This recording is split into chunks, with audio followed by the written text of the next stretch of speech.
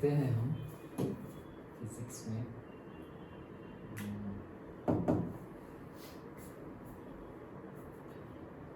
ऐसा हो तो हम इसके बाद फिजिक्स का थर्मोडायनेमिक्स ले लेते हैं सेकेंड बुक में जो है, क्योंकि केमिस्ट्री का अभी हमने कंप्लीट किया है, सारे कंसेप्ट क्लियर है और सेम ही है थर्मोडायनेमिक्स, सो जल्दी जल्दी भी हो जाएगा।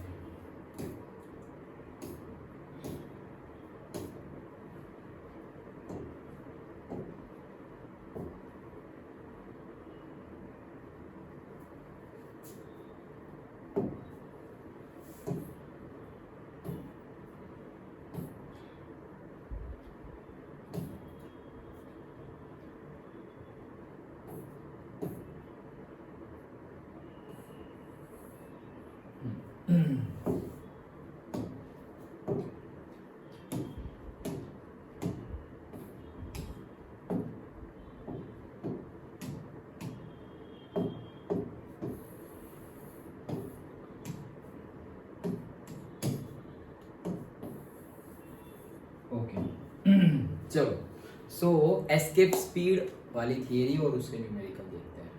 ओके, नाम बता रहा है एस्केप स्पीड। एस्केप मतलब क्या? एस्केप मतलब कि भाग जाना, निकल जाना। ओके, कोई सिचुएशंस में से छूट जाना। ओके, तो एस्केप स्पीड, अब हम किसकी स्पीड की बात कर रहे हैं? तो सपोज कोई भी ऑब्जेक्ट हो, सपोज ऐसा समझो कि मैं यहाँ खड़ा हूँ, यहाँ खड़ा रह के हम ग्राउंड पे अर्थ पर खड़े रहकर ऐसे ऐसे ऐसे करके ऐसे जोर से पत्थर फेंकते हैं। तो सपोज जोर से पत्थर फेंका, वो स्टोन, वो पत्थर ऊपर गया और जहाँ जितने फोर्स से फेंका है उतना वो कंज्यूम करके फिर एक पॉइंट पर रीच होगा और फिर वापस क्या होगा? नीचे जाएगा।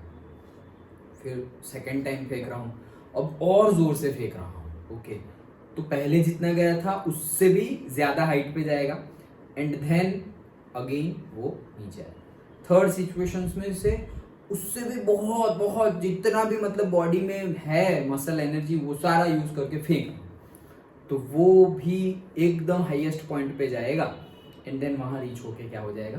नीचे गिर जाएगा। सो ऐसा कभी हो सकता है क्या कि ऐसे में इतनी जोर से फेंकू कि पत्थर नीचे आए ही ना? मतलब कि वो स्टोन, वो पत्थर अर्थ के ग्रेविटेशनल फोर्स से बाहर चला जाए। ओके, जैसे कि हमारे सैटेलाइट्स, हमारे रॉकेट्स चले जाते हैं। ओके, अर्थ की ग्रेविटेशनल फील्ड से बाहर। ओके, मतलब जैसे प्लेन क्रैश होता है तो सपोज तुम प्लेन में फ्यूल इंजन सब बंद कर दो तो वो क्या है, कहाँ आएगा? नीचे ही आएगा। क्यों? क्योंकि ग्रेविटेशन फील्ड के अंदर है।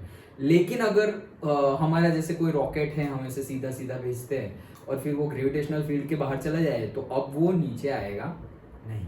ओके, कहाँ जाएगा? जिसका ग्रेविटेशनल फोर्स उसको लगेगा वहां जाएगा, और जो ऑर्बिट में वो घूम रहा होगा वहां घूमता रहेगा। ओके, सो ऐसा कभी हो सकता है क्या कि कोई स्पीड हमने ऐसी ढूंढ ली कि भाई उतनी स्पीड से और उतने फोर्स से हमने फेंका तो जो भी ऑब्जेक्ट हमने फेंका है वो अर्थ के ग्रेविटेशनल फोर्स से बाहर चला जाए, और बाहर चला जाएगा तो सपोज से इनफाइनाइट डिस्टेंस पे चला जाए। Infinite distance in the sense क्या कि हमारे ग्रेविटेशनल फील्ड से बाहर, मतलब हम बोलेंगे इनफाइनाइट डिस्टेंस हमारे अर्थ के ग्रेविटेशनल फील्ड से बाहर, मतलब क्या से इनफाइनाइट डिस्टेंस। क्यों? क्योंकि वहां से अब वापस लाने के लिए हमें कुछ वर्क करना पड़ेगा। लेकिन जैसे अभी हम फेंक रहे हैं, पत्थर ऊपर जा रहा है, वापस नीचे आने के लिए हमें कुछ वर्क करना पड़ता है? नहीं, वो तो ग्रेविटी की वजह से, ग्रेविटेशनल फोर्स की वजह से आ जा रहा है। लेकिन अगर ग्रेविटेशनल फील्ड के बाहर चला गया, उसको अगर हमें लाना है अर्थ पर वापस, तो हमें वापस वर्क करना पड़ेगा। ओके, समझ में आए? तो ये पॉसिबल है या नहीं है? ऑब्वियसली हम रॉकेट छोड़ते हैं। ओके, कितने रॉकेट हमने लॉन्च किए हैं। सो अभी अभी हमने मंगलयान लॉन्च किया वापस। सो ऑब्वियसली पॉसिबल तो है। तो कैसे पॉसिबल है? That we are going to learn okay in this theory. देखो, if a stone is thrown by hand, we see it falls back to the earth. Of course, using machines, we can shoot an object with much greater speeds and with greater and greater initial speed. मतलब अगर हम machine से पत्थर फेंके, या फिर ऐसे समझो हमने गन ले ली है, बुलेट। ओके, तो हम फेंक रहे हैं, हाथ से बुलेट फेंकेंगे और गन से फेंकेंगे, बुलेट ज्यादा दूर जाएगी। ओके, तो मशीन से और भी दूर जाएगी, उसकी काइनेटिक इनिशियल स्पीड जो है वो बहुत ज्यादा होगी। The object scales higher and higher heights, तो जितना ज्यादा फोर्स से फेंकेंगे उतना ऊपर और ऊपर हो जाएगा। A natural query that arises in our mind is the following: Can we throw an object with such high initial speed that it does not fall back to the earth?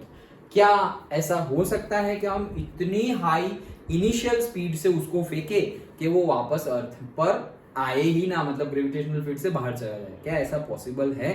तो देखते हैं, चलो। The principle of conservation of energy helps us to answer these questions. तो principle of conservation of energy मतलब क्या कह रहा है वो, कि total energy will remain constant. वो हमें हेल्प करेगा ये समझने में।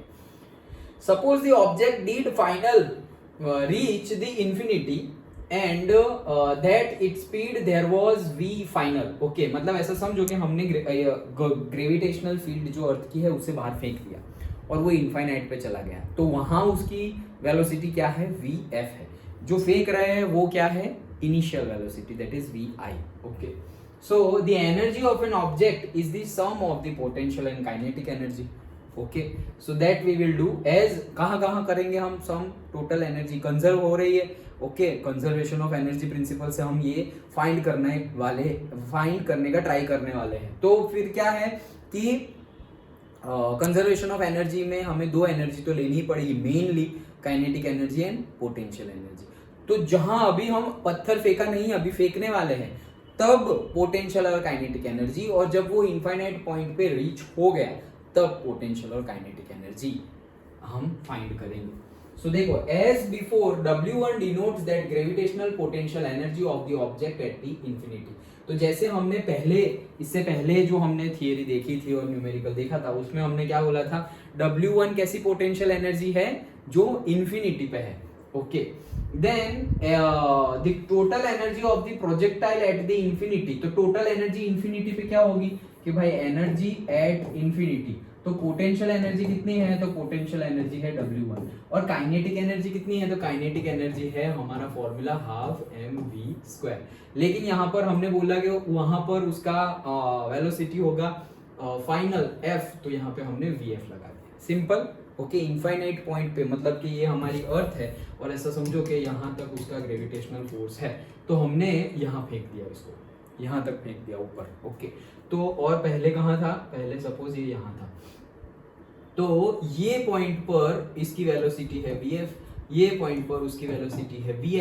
अब हम फेंक रहे हैं, तो यहाँ की पोटेंशियल एनर्जी है से W1 और हाफ mv² से हमने टोटल एनर्जी फाइंड की eight infinite point. Okay, then if the object was thrown initially with a speed vi from a point at a distance h plus re, मतलब कि initially हम फेंक रहे हैं तब कितना डिस्टेंस है? तो रेडियस, यहाँ ये अर्थ है तो ये रेडियस ऑफ द अर्थ तो हो ही गया है। ओके, प्लस इतना पॉइंट है ये सरफेस से इतना, तो this is what? This is से h। ओके, ये h डिस्टेंस से हम फेंक रहे हैं। सपोज हम यहाँ टेरेस पे खड़े होकर फेंक रहे हैं, तो ग्राउंड लेवल से यहाँ टेरेस तक की हाइट तो गिननी पड़ेगी। Okay, so that is h। So re plus h और इनिशियल वेलोसिटी vi है हमारा। अब हम फाइंड करें तो क्या होगा? तो देखो, E इनिशियल से एनर्जी कहाँ पर? वो तो इनफाइनाइट पे थी, ये कहाँ पर है? सो पहले re जितना तो ले ही लेना है, प्लस h वहां पर एनर्जी, तो वहां पर एनर्जी पोटेंशियल एनर्जी। तो पोटेंशियल एनर्जी का फॉर्मूला हम, चलो वो बाद में लिखते हैं, पहले काइनेटिक एनर्जी लिखते हैं। तो काइनेटिक एनर्जी हो गई से हाफ mv² और यहाँ पे इनिशियल i है तो हाफ mvi²। अब यहाँ पर पोटेंशियल एनर्जी कहाँ पर? Potential energy at this point, ये पॉइंट पे। ओके, तो ये पॉइंट पे पोटेंशियल एनर्जी, वो तो हमने अभी इसके पहले वाले ही थियरी में देखा था, g me m divided bye जो हाइट है वो। ओके, सो हाइट कितनी है? h plus r, that is the height, plus W1। Okay, याद आया? इसके पहले वाली ही थियरी में ये रहा। Okay, WR is equals to minus GMEM upon R plus W1, ये देखा था हमने। ओके, सो वही फॉर्मूला से हमने ये लिख दिया कि माइनस GMEM अपॉन जो डिस्टेंस है वो, तो h plus RE plus W1। समझ में आ गया? अब हम क्या बोल रहे हैं कि total energy will remain conserved. Okay, तो कंजर्व्ड रह रही है, तो ये जितनी एनर्जी है उतनी ही एनर्जी ये होगी। तो अब दोनों को हम कंपेयर कर दे रहे हैं। देखो, by the principle of energy conservation, दोनों इक्वेशन को अगर हम कंबाइन कर लें, ये इक्वेशन और अभी जो लिखा हुआ इक्वेशन, मतलब क्या करें हम, इनफाइनाइट पे क्या है, सो इनफाइनाइट पे हमारी काइनेटिक एनर्जी है half M V F square plus potential energy है डब्ल्यू, और यहाँ पर कितनी है kinetic energy, half M V I square plus potential energy कितनी है, plus W1 minus G M E M upon जो डिस्टेंस है वो डिस्टेंस कितना है, R E plus H. Done. Okay, तो अगर टोटल एनर्जी कंजर्व्ड रह रही है, सेम ही रह रही है, तो फिर ये दोनों एनर्जी क्या होगी, सेम होगी। अब इसका हमें सिंपली फॉर्मुलेशन कर लेना है, तो से हम लेके आ जाते हैं, देखो दोनों को इक्वल कर दिया। Hence the RHS is a positive quantity with a minimum value 0, hence so must be the LHS। Okay, मतलब ऐसा बोल रहे हैं कि अगर जो देखो यहाँ पर क्या हुआ, W1 और W1 कैंसिल हो गया। ओके, तो बचा क्या यहाँ पर इसको मैं वो साइड लिखता हूँ और इसको ये साइड, तो यहाँ पर क्या है, से हाफ एम वी आई का square minus G M E M upon R E plus H. Okay, इतना है। तो ये और ये साइड क्या रहा, हाफ एम वी एफ का स्क्वायर। तो अगर ये पॉजिटिव क्वांटिटी है, तो पॉजिटिव क्वांटिटी है हाफ एम वी एफ का स्क्वायर, ये पॉजिटिव क्वांटिटी है, तो ये दोनों का माइनस करेंगे वो भी पॉजिटिव क्वांटिटी आएगी। अब ये दोनों का माइनस करें और पॉजिटिव क्वांटिटी आ रही है, दैट मीन्स व्हाट, कि ये बड़ा है और ये छोटा है, तभी तो पॉजिटिव आएगा। अगर ये छोटा और ये बड़ा होता तो माइनस आंसर आ जाता, नेगेटिव आंसर आ जाता। मतलब सपोज यहाँ 10 है और यहाँ 5 है, तो 10 माइनस 5 क्या हो जाएगा, 5, पॉजिटिव क्वांटिटी। तो ये अगर RHS पॉजिटिव क्वांटिटी है तो LHS भी पॉजिटिव क्वांटिटी है। अगर LHS पॉजिटिव क्वांटिटी है तो फिर हम ऐसा लिख सकते हैं कि हाफ एम वी आई का square is greater than the G M E M divided by R E plus H. Done, ऐसा बोल सकते हैं हम। तो देखो यहाँ पे लिखा हुआ ही है, M V square by 2 is greater than और इक्वल टू, ज्यादा से ज्यादा क्या हो सकता है, इक्वल टू, क्योंकि 5 माइनस 5 तो 0 आएगा, तो भी पॉजिटिव ही बोलेंगे ना, 0 को हम पॉजिटिव में ही रखते हैं, नेगेटिव साइन तो है नहीं। तो ज्यादा से ज्यादा वो ज्यादा होगा या तो फिर इक्वल टू 0 हो सकता है। अब हम यहाँ पे क्या चाह रहे हैं, हम चाह रहे हैं कि मिनिमम इनिशियल स्पीड कितनी हो। मिनिमम इनिशियल स्पीड मतलब कि हम जो फेंक रहे हैं पत्थर, तो कितने मिनिमम स्पीड से फेंके, मैक्सिमम तो हम फेंक ही नहीं, मतलब कैसे गिन सकते हैं मैक्सिमम कितनी स्पीड से फेंके, मैक्सिमम नहीं, मिनिमम कितनी स्पीड से फेंके, सो दैट वो ऑब्जेक्ट हमारा अर्थ के ग्रेविटेशनल फोर्स से कहाँ चला जाए, बाहर चला जाए। तो हमें VI ढूंढना है। तो देखो, the minimum value of VI corresponding to the case when LHS of the equation equals to 0, thus the minimum speed required for an object to reach the infinity corresponds to, से दोनों का हम solution ले आएंगे। तो क्या आया हमारा यहाँ पर, हाफ एम वी आई का square is equals to G M E M upon R E plus H. So V I को फाइंड करें हम, तो देखो एम एम यहाँ पर दोनों में है तो कैंसल्ड हो गया। अब 2 वो साइड जाएगा, तो V I is equals to 2 G M E divided by R E plus H, और वी आई का स्क्वायर है तो क्या हो जाएगा, हाँ स्क्वायर रूट हो जाएगा। तो square root V I is equals to square root of twice G M E upon R E plus H. तो ये आ गया हमारा V I minimum is equals to twice G M E upon R E plus H. और अगर हम अर्थ की surface से ऊपर नहीं है, अर्थ की सरफेस पर ही है, मतलब ये तो हमने डिस्टेंस लिया है आर ई प्लस एच, ये एच है, लेकिन अगर हम यहाँ से ही फेंके तो अर्थ की ग्राउंड लेवल से ही फेंके, यहाँ टेरेस पे आके नहीं फेंके, ग्राउंड लेवल से ही फेंके, तो ये एच क्या हो जाएगा, 0। ओके, सो वो अगर एच 0 हो गया तो वो वैल्यू हम अगर पुट करें तो वो आ जाएगा V I is equals to square root of twice G M E divided by H की जगह 0, तो यहाँ पे क्या आ गया, आर ई।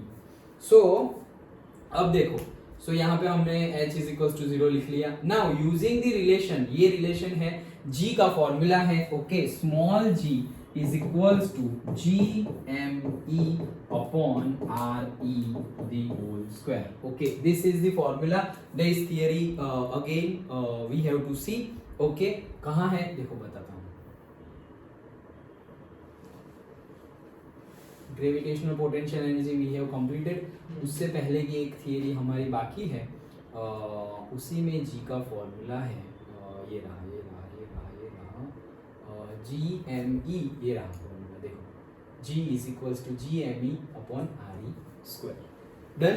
ओके, ये किसका है formula? Gravity G, small G. Okay, gravitational constant नहीं, स्मॉल जी का फॉर्मूला है। सो वही फॉर्मूला का हम यूज कर रहे हैं यहाँ पर। ओके, सो जी कहाँ गया, ये रहा। ओके, तो जी की वैल्यू हम अगर पुट करें यहाँ पर, तो जी की वैल्यू है G M E upon R E square. तो देखो यहाँ G M E upon R E का स्क्वायर, तो यहाँ पे हम ऐसा कर सकते हैं कि एक आर ई लिख दिया और यहाँ पर भी एक आर ई लिख दिया। ओके, रैशनलाइज कर लिया। तो क्या हुआ, G M E upon R E square, इसकी जगह हम स्मॉल जी लिख सकते हैं। ओके, तो क्या लिखेंगे, V I is equals to square root of twice G R E. Done, आया समझ में? ओके, सो फॉर्मूला हमारा आ गया, V I is equal, V I minimum is equals to square root of twice G R E. अब G की value हमें पता है 9.81, आर ई की वैल्यू भी हमें पता है। Okay, radius of the earth that also we know. Okay, around 50400 kilometre ऐसा कुछ है। ओके, सो ये वैल्यू अगर हम पुट कर दे तो हमें इनिशियल स्पीड मिल गई। इनिशियल स्पीड मिल गई मतलब क्या, हमें पता चल गया कि इतनी इनिशियल स्पीड से अगर हम कुछ फेंके तो वो डायरेक्ट कहाँ चला जाएगा, अर्थ की ग्रेविटेशन के बाहर। ओके, दैट्स इट, दैट यही हमें डिस्कस करना था। Using the value of G and R E numerically we will get 11.2 kilometre पर सेकेंड। वी आई की वैल्यू क्या आएगी, 11.2 किलोमीटर पर सेकेंड। तो 11.2 किलोमीटर पर सेकेंड, एक सेकेंड में 11.2 किलोमीटर जा रहा है ऑब्जेक्ट ऊपर। इतना फोर्स लगाया तुमने अचानक से उसके ऊपर, तो वो कितना जा रहा है, 11.2 किलोमीटर पर आवर, नहीं पर सेकेंड। इतने स्पीड से, इनिशियल स्पीड से अगर वो स्टार्ट कर दे कोई ऑब्जेक्ट, तो वो अब रुकने वाला नहीं है। उसको हमारी अर्थ की ग्रेविटी पकड़ नहीं पाएगी, वो कहाँ चला जाएगा, अर्थ की ग्रेविटेशनल फोर्स से बाहर चला जाएगा। अंडरस्टूड? ओके, तो ये डिराइव करने के लिए भी पूछ सकते हैं, न्यूमेरिकल में तो आ ही सकता है।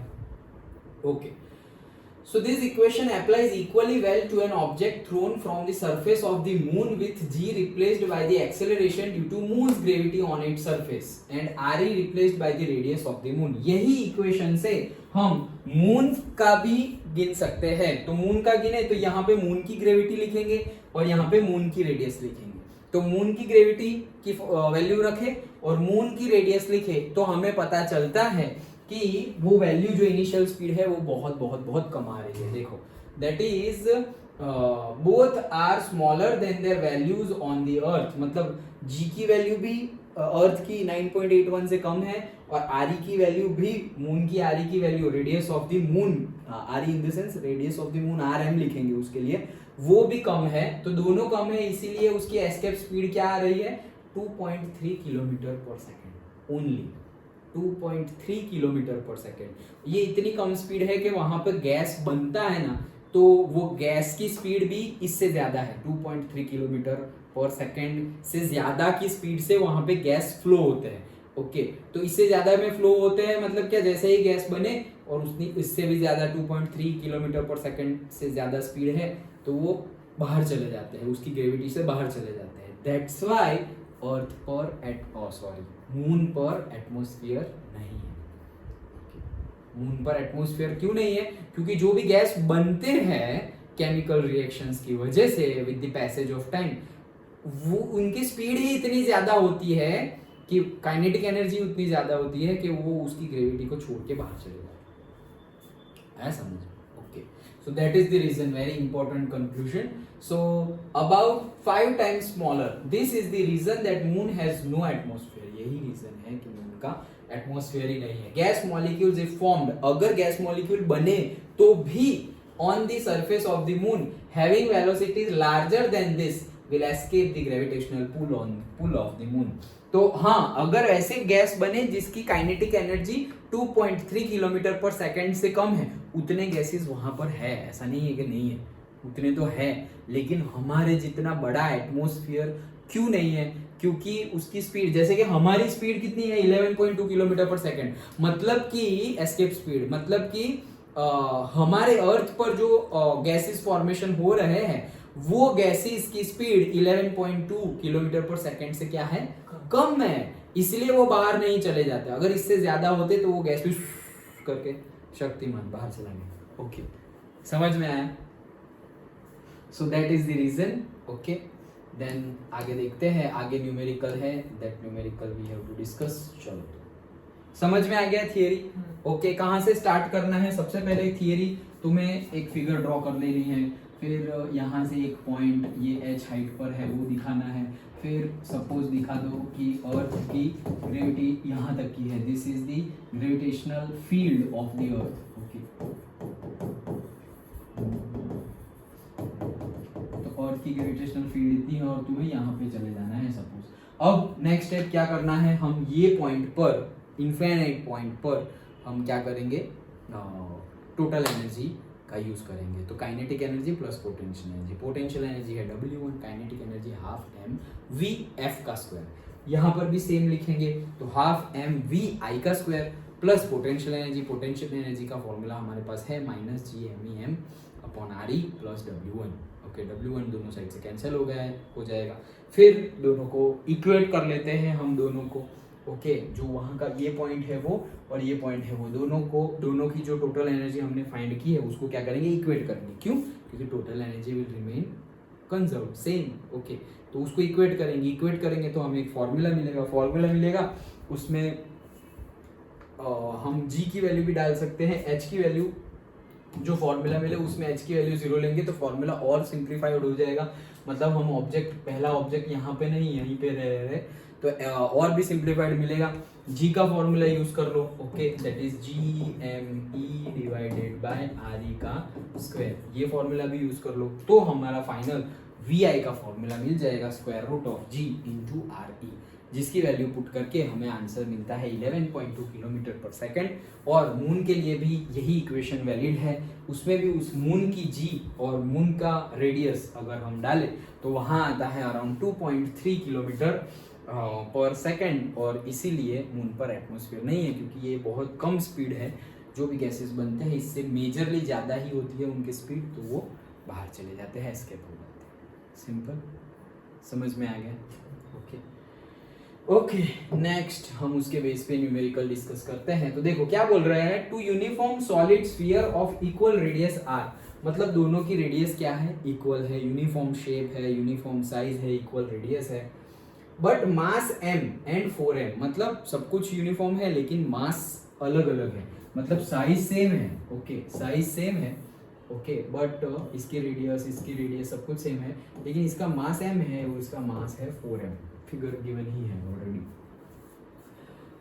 Have a centre to centre of separation, centre to centre separation 6r, मतलब कि इसके सेंटर और इसके सेंटर के बीच में कितना है distance, 6 capital R। Okay, as shown in the figure.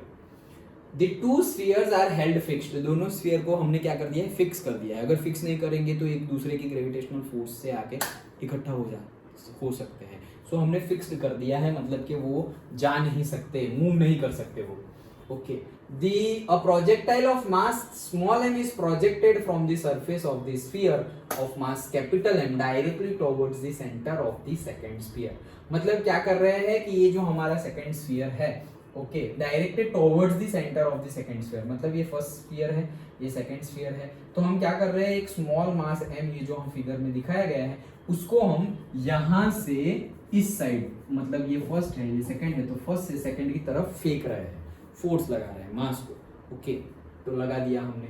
Okay, towards obtain an expression for the minimum speed v for the projectile so that it reaches the surface of the second sphere. तो बोल रहे हैं कि obtain करो equation for minimum speed, जैसे अभी हमने ये इक्वेशन निकाला वैसे ही इक्वेशन निकालो, so that it reaches the second sphere. Okay, समझ में आया क्वेश्चन क्या है, कि एक ऑब्जेक्ट, हम एक स्फीयर है, ये स्फीयर पर से ऐसे समझो अर्थ और मून ही है, ये अर्थ है और वो मून है, और से ये मून है और वो अर्थ है, क्योंकि उसका 4 मास है। ओके, तो मून पर से हम पत्थर फेंक रहे हैं, तो कितनी स्पीड से हम फेंके सो दैट वो कहाँ चला जाए, अर्थ पर चला जाए। तो हम क्या करेंगे कि हमें तो क्या करना है, सिर्फ ये जो मून की ग्रेविटेशनल फील्ड है उसको ही ओवरकम करना है, उसको ओवरकम करना है। और जैसे ही वो ओवरकम होगी तो किसकी ग्रेविटेशनल फील्ड लग जाएगी, अर्थ की।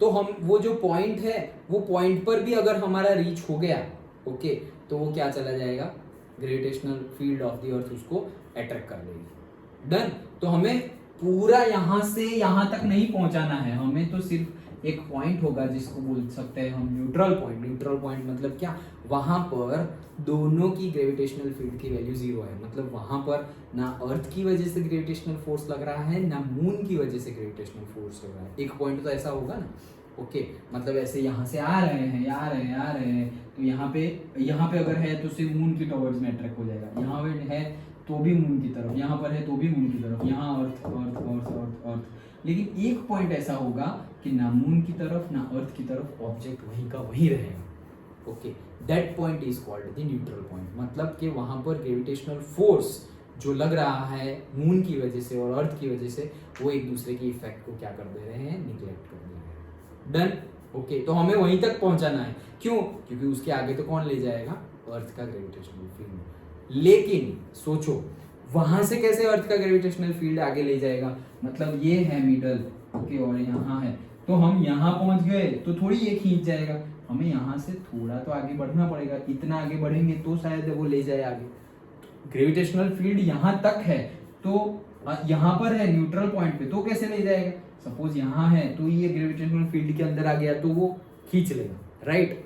लेकिन हम पहुंचाएंगे यहाँ तक ही, क्यों, क्योंकि यहाँ तक पहुंच रहा है तो वहां जाके ब्रेक थोड़ी लगानी है, वहां तक जाएगा तो उसका क्या होगा, इनर्शिया होगा ना, ओके, इनर्शिया तो होगा ना, इनिशियल स्पीड तो होगी, कोई ऐसे जा रहा है अचानक से थोड़ी ब्रेक मारनी है, तो जो भी जा रहा है उसके पास इनर्शिया तो होगा। जैसे साइकिल है, तुम पेडलिंग कर रहे हो और फिर पेडलिंग करना बंद कर दिया तो अचानक से थोड़ी साइकिल रुक जाएगी, वो तो जितना फोर्स है वो कंज्यूम होगा उसके बाद रुकेगी। अचानक से रुकेगी कब, जब तुम ब्रेक लगाओगे, सामने से बम्प आएगा, ओके। तो हम न्यूट्रल पॉइंट तक ही भेजेंगे, क्योंकि थोड़ा बहुत इनर्शिया तो होगा ही वो पॉइंट पर भी, वो इनर्शिया की वजह से वो थोड़ा बहुत आगे चला जाएगा, और जैसे ही थोड़ा भी आगे गया तो वो क्या कर देगा, अर्थ अपनी तरफ खींच लेगा, मतलब कि सेकंड स्फीयर अपनी तरफ खींच लेगा, ओके, समझ में आ गया। कंसेप्ट अगेन वही है, क्या कंसेप्ट है कि पोटेंशियल एनर्जी और टोटल एनर्जी कंजर्व रह रही है, मतलब हम क्या करेंगे, एनर्जी का इक्वेट करेंगे दोनों पॉइंट पर, ओके। चलो, तो the projectile is acted upon by two mutually opposing gravitational forces of the two spheres. The neutral point N is defined as the position where the two forces cancel each other exactly if ON is equals to R। मतलब क्या बोल रहे हैं कि neutral point तक, okay,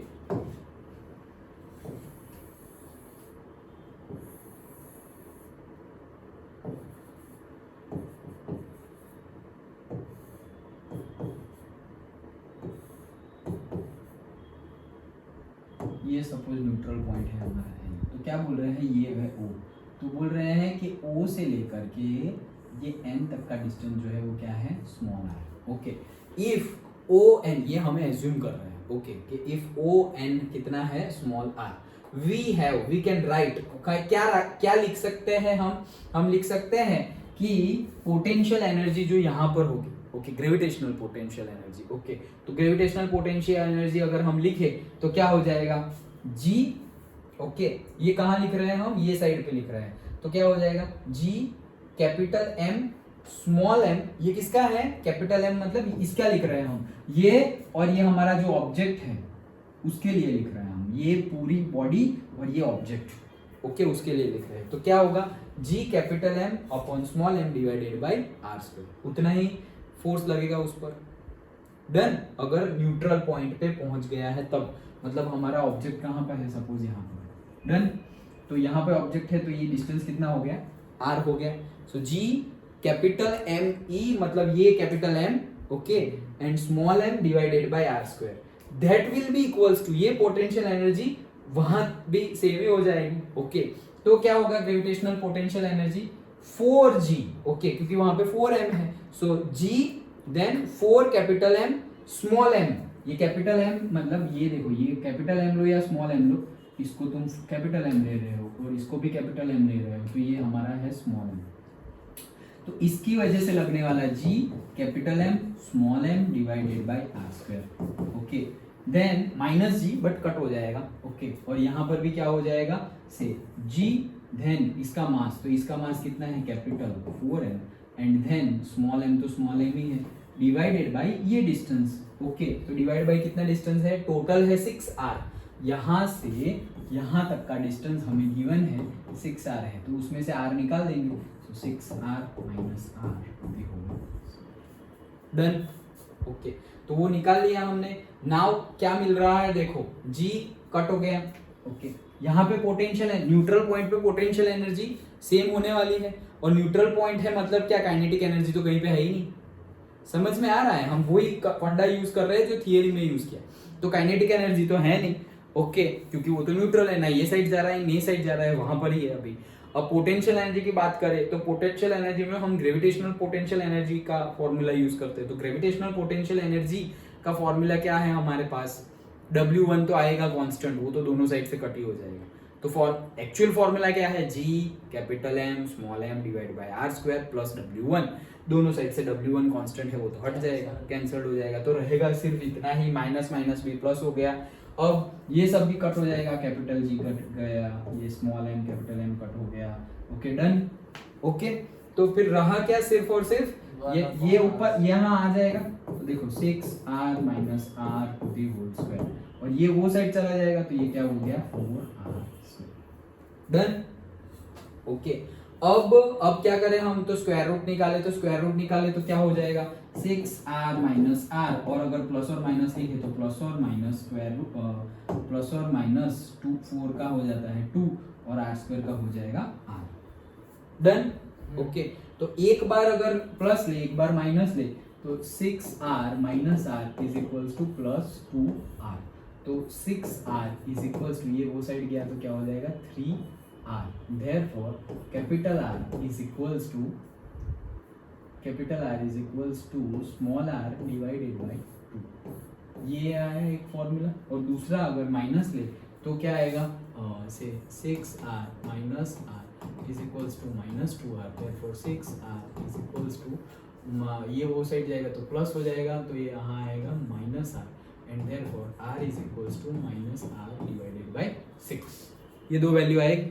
okay, तो देखो अब नेगेटिव वैल्यू आई है एक तो फिर कैसे, उसका तो कुछ काम ही नहीं है। The neutral point small r is equals to minus 6r, मतलब कि ये जो r का डिस्टेंस है, ये r यहाँ से निकाले तो 6 यहाँ पे जाएंगे तो 6r, और ये माइनस, तो r is equals to minus 6r, मतलब कि ये जो r डिस्टेंस है वो कितना है माइनस 6r जितना है, तो डिस्टेंस तो माइनस में होगा नहीं, ये तो गलत है। ओके, तो यहाँ से r क्या आ रहा है, यहाँ से r आ रहा है ट्वाइस कैपिटल r। ओके, मतलब ये जो रेडियस है उसका डबल है। ओके, तो उतना आ रहा है, तो यही वैल्यू हम लेंगे। So it is sufficient to project the particle with a speed which would be enable to reach n। Thereafter, the greater gravitational pull of 4m would suffice. The mechanical energy at the surface capital M. अब अगर capital M जो है वहां पर, okay, the mechanical energy at the surface of capital M, मतलब कि यहाँ ये सरफेस पर अगर हम पोटेंशियल एनर्जी की बात करें, ओके, पोटेंशियल एनर्जी मतलब टोटल एनर्जी की बात करें सरफेस पर, वहां तो काइनेटिक एनर्जी नहीं है ऐसा नहीं बोल सकते, वहां न्यूट्रल पॉइंट पे नहीं थी। ओके, लेकिन यहाँ तो है, तो उसके लिए क्या लिखेंगे, E I initial half M V square minus G M E in the sense earth नहीं है यहाँ पर, तो हम एम लिखेंगे, capital M small M divide by R, और उसकी वजह से भी तो ग्रेविटेशनल फोर्स लगेगा। ओके, तो वो कितना हो जाएगा minus G then 4m small m divided by वो डिस्टेंस, तो वो डिस्टेंस कितना है, हम यहाँ गिन रहे हैं यहाँ। ओके, तो ये टोटल यहाँ से यहाँ तक का कितना है 6r में से ये कार चला जाएगा, तो ये कितना हो जाएगा 5r, तो इसीलिए यहाँ पर 5r लिया है। सो ये हमारा हो गया total energy, mechanical energy at surface of the first sphere. Now neutral point का तो हम फाइंड कर ही सकते हैं easily, at the neutral point the speed approaches to zero, the mechanical energy at n purely potential, तो purely potential तो हमें पता ही है क्या, minus G M divided by उसकी जो डिस्टेंस होगी वो, तो उसकी डिस्टेंस कितनी है, ये r और ये r स्मॉल r है, स्मॉल r मतलब क्या, कैपिटल 2r है, सो आ गया 2r। समझ में आ रहा है ना सारा पॉइंट, ओके।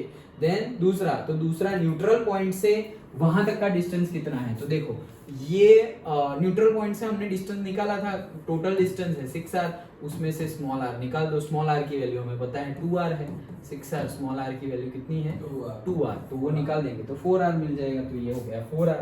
तो from the principle of conservation of mechanical energy, दोनों को अगर हम इक्वेट करें जैसे पहले थियरी में किया, तो क्या हो जाएगा, हाफ m सब में से कॉमन निकल गया, तो half v square minus G M divide by R minus G M by 5r, ये पूरी की पूरी वैल्यू आ गई। ये पूरी की पूरी वैल्यू में ये समझ में आया कैसे आया, सारे इक्वेशन को सिर्फ इक्वेट ही किया है हमने। तो हमारा फॉर्मूला बना v square is equals to twice G capital M divide by r into the bracket 4/5 minus 1/2। ये कैलकुलेशन हो जाएगा, देखो करते हैं, क्या है, half v square minus G M divide by capital R minus 4gm divided by capital R is equals to minus G M divided by twice R minus G M divided by capital R, okay. ये है। अब v square वाला एक side रखते हैं, तो half v square is equals to, ये सब कुछ ये दोनों वो साइड जाएंगे तो प्लस हो जाएगा, सो उससे पहले माइनस वाला वो तो लिख देते हैं, minus G M upon twice R minus G M upon R, ये दोनों प्लस हो गया, तो plus G M upon capital R, और ये माइनस का plus 4gm upon capital are, ये देखो सेम ही है, ये तो कट हो गया, ओके। तो बचा क्या, minus G M upon 2r plus 4gm upon r, okay. LCM ले ले, एलसीएम ले लेंगे तो क्या हो जाएगा, या फिर एलसीएम ही ले लेते हैं ना, यहाँ पे 2r है, यहाँ पे r है, otherwise gm by r minus minus को रहने दो, gm बाई r कॉमन ले लेते हैं, तो यहाँ पे क्या बचा, माइनस 1/2, और यहाँ पे gm बाई r निकाल दिया तो क्या बचा, सिर्फ 4, ओके। सो क्या हो जाएगा यहाँ पर कि gm divided by r is equals to 2 4 8, तो minus 1 plus 8 divided by 2, okay. So कितना हो गया, gm divided r into 7 divided by 2, और ये जो 2 है वो वहाँ आएगा तो 2 कट हो जाएगा, ओके। सो क्या आया हमारा, कुछ गलती हुई क्या, 3/5 स्क्वायर रूट में है अभी तो, हाँ ये स्क्वायर रूट में है, तो 3/5 नहीं, 3/5 नहीं, तो हमने कुछ गलती की क्या, हम फिर से करते हैं, देखो क्या हुआ यहाँ पर, ये तो कट हो गया, डन, वहीं पर ही नहीं वो तो सेम ही है, देखो half v square minus G M by capital R minus 4gm by 5 है यहाँ पे, okay okay 5r and minus G M by 2r minus G M by R, हाँ। तो अब ये सब ये जैसा था वैसा लिख दिया, और ये यहाँ आएगा तो ये तो सेम है, यहाँ पे सिर्फ 5 आएगा, ओके, वहाँ पे 4/5, हाँ। तो यहाँ पे 4/5 आ जाएगा, यहाँ पे क्या आ जाएगा 4/5, ओके। तो सिर्फ इतना ही हमारा थोड़ा गलती हो गया है, हाँ। तो ये क्या हो जाएगा, gm divided by capital are 10 आ जाएगा एलसीएम, तो ये हो जाएगा -5 प्लस 8 डिवाइडेड बाई 10, तो ये आ गया 3/10, हाँ, और फिर वो 2 आ गया है, तो यहाँ 3/5 आ जाएगा, तो gm डिवाइडेड बाई r 3/5, और r स्क्वायर रूट है मतलब क्या, उसका 1/2, तो आ गया v is equals to 3/5 gm by r raised to 1/2. So a point to note is that the speed of the projectile is 0 at n, 0 है, but is non-zero when it strikes the heavier sphere 4m. हाँ, अगर जब 4m को strike करेगा तब उसकी speed non zero होगी। Obviously, the calculation of this speed is left as an exercise to the student. तो अगर ये भी अगर हम कैलकुलेट करना हो तो हम कर सकते हैं, ओके, कि फाइनल स्पीड वहां पर क्या होगी, कैसे, वही हमारा काइनेटिक एनर्जी वाला फॉर्मूला लिखे। ओके, तो इनिशियल स्पीड तो मतलब ये जो स्पीड कितनी आएगी वो हमने लिख दिया कि v की वैल्यू क्या होनी चाहिए, इतनी होनी चाहिए, तब जाके वो कहाँ पहुंचेगा, n पर पहुंचेगा। ओके, बट जैसे हमने लास्ट थियरी में ही देखा कि vi एंड vf, तो हम डायरेक्टली वैसे लिख सकते हैं कि vi और फिर फाइनल वेलोसिटी vf क्या होगी। Okay, that also we can calculate. Okay, तो एज ए एक्सरसाइज है, न्यूमेरिकल में वो कन्वर्ट इंक्लूडेड नहीं है। समझ में आया? तो ये हमने एस्केप स्पीड की थियरी देखी और एस्केप स्पीड का न्यूमेरिकल भी देखा। अंडरस्टूड? ओके, चलो तो आगे बढ़ते हैं। अर्थ सैटेलाइट, यस। तो अब देखते हैं अर्थ सैटेलाइट। एस्केप स्पीड तो हमने देख लिया। हाँ हाँ ठीक है। सो अब हम देखते हैं अर्थ सैटेलाइट। ओके, सो ऑब्वियसली जो हम हमारे कितने सैटेलाइट है, हमारे एक्चुअली नेचुरल सैटेलाइट है एक, that is moon. Okay, and artificial satellite तो हमने बहुत सारे छोड़े हैं। ओके, सो ये अर्थ के जो सैटेलाइट्स है, मतलब हमारे जो सैटेलाइट्स है, they are helping us to navigate traffic के लिए, डायरेक्शंस के लिए, इंटरनेट रिलेटेड सैटेलाइट। ओके, और से वेदर कंडीशंस की इंफॉर्मेशन के लिए, सबके लिए यूजफुल है। तो उसके बारे में हम देखते हैं। Earth satellites are objects which revolve around the earth. Obviously their motion is very similar to the motion of the planets around the sun. तो सन के अराउंड में जैसे हमारे प्लैनेट्स घूमते रहते हैं, वैसे ही सैटेलाइट हमारे अर्थ के आसपास घूमते रहते हैं। And hence Kepler's law of planetary motions are equally applicable to them. तो प्लैनेटरी मोशंस के केपलर्स लॉ जो 3 हमने देखे थे, वो भी उसको अप्लाई अच्छे से होते हैं। In particular, their orbits around the earth are circular और elliptical। लेकिन एक पर्टिकुलर चीज अगर देखें हम, तो हमने देखा था कि अर्थ की जो मोशन है around the sun, okay, that is elliptical. Okay, but यहां पर नॉट ऑब्वियसली ऐसा नहीं है कि हर जगह इलिप्टिकल ही होगा, सर्कुलर भी हो सकता है। ओके, सर्कुलर में घूम रहे हैं, ऐसे इलिप्टिकल में नहीं घूम रहे हैं।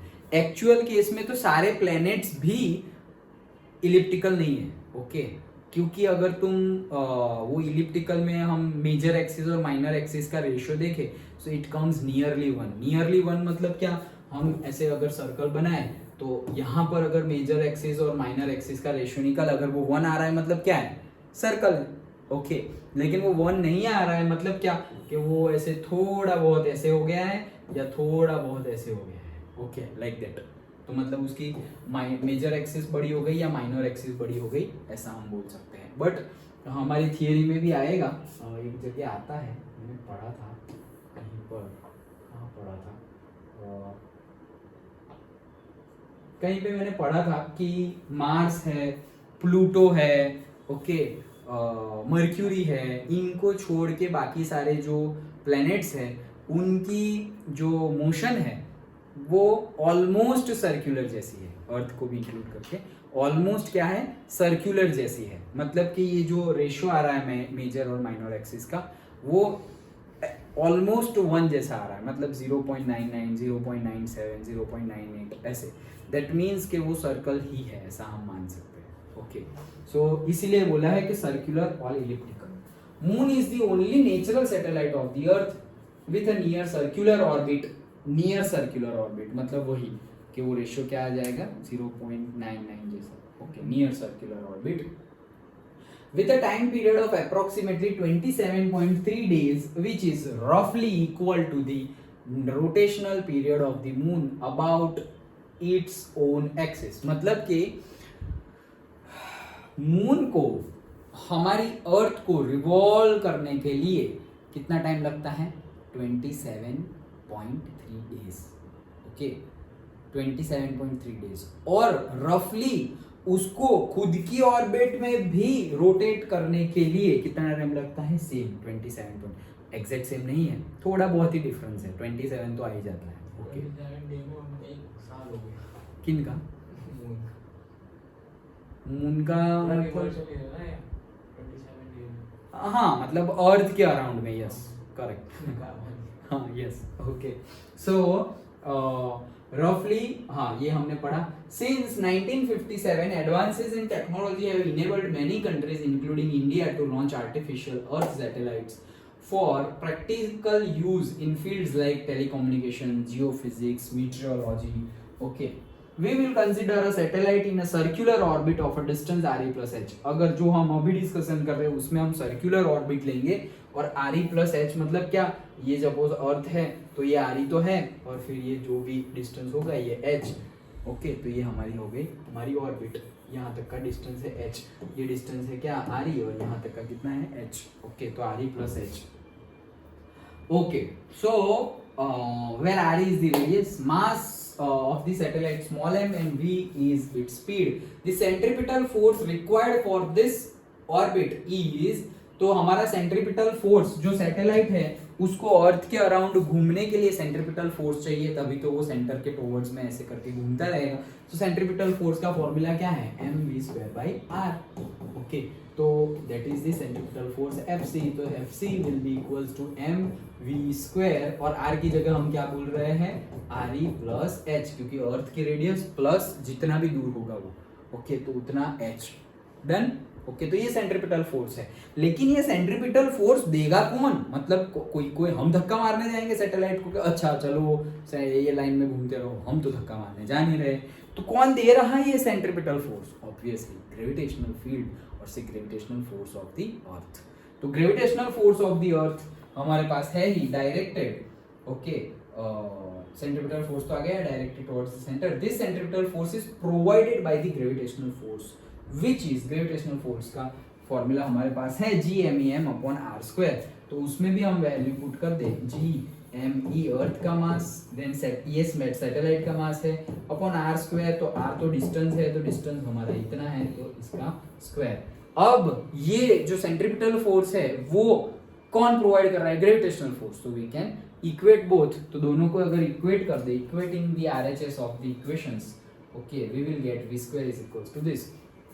दोनों को अगर इक्वेट कर दे हम, सो से mv² divided by re plus h। Okay, तो ये एक re प्लस h तो यहाँ से ही कट हो गया, स्मॉल m भी कट हो गया, तो v की वैल्यू क्या है, सो v की वैल्यू आई स्क्वायर रूट में Gme divided by re plus h। So v का फॉर्मूला आ गया हमारा। Thus v decreases as h increases, मतलब कि h और v इनवर्सली प्रोपोर्शनल है, तो जैसे जैसे हम दूर जाते जाएंगे तो v क्या होता जाएगा, डिक्रीज होता जाएगा, स्पीड, उसकी speed. The speed for v for h is equals to 0 is, मतलब h इज इक्वल्स टू 0 ले ले, मतलब अर्थ की सरफेस पर ही सैटेलाइट है ऐसा समझो। h इज इक्वल्स टू 0 मतलब क्या, वो डिस्टेंस हमने क्या कर दिया, 0 कर दिया। ओके, तो h इज इक्वल्स टू 0 कर दो तो फिर क्या आएगा, G√Gme/re। Okay, where we have used the relation small g, again वापस वो हमारा relation small g is equals to Gme/re का स्क्वायर।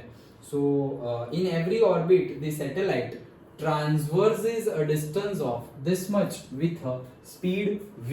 ओके, मतलब कि क्या बोल रहे हैं, ये हमारा डिस्टेंस है। Okay, done. अब ऐसा बोल रहे हैं कि g का फॉर्मूला जो है हमारा Gme/re का स्क्वायर। ओके, तो ये जो फॉर्मूला है वो फॉर्मूला अगर हम यूज करें v के लिए तो क्या बनेगा, हमारा टाइम पीरियड, अभी हम ये जो आया वो तो हम उसको रहने दो।